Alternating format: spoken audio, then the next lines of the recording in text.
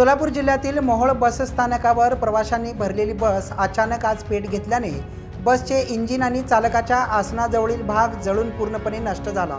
सुदैवाने चालक आणि वाहकांच्या त्वरित कारवाईमुळे कोणतीही जीवितहानी झाली नाही। सांगोला डेपोच्या बस क्रमांक MH11BL9451 बसने सांगोला हैदराबाद महामार्गावर मोहोळ बस स्थानकावर सकाळी 12 वाजता प्रवासी घेण्यासाठी थांबली होती। त्यावेळी बस चालक सुनील काशीद यांना इंजिनमधून धूर येताना दिसला। त्यांनी लगेच वाहक विजय बडंगे यांना सांगितले आणि दोघांनी प्रवाशांना बसमधून गडबडीने बाहेर उतरवले। याच दरम्यान इंजिनमध्ये आगीने पूर्णपणे पेट घेतला। तसेच या बसमध्ये एकूण 69 मोठे आणि लहान 4 असे एकूण 73 प्रवासी होते।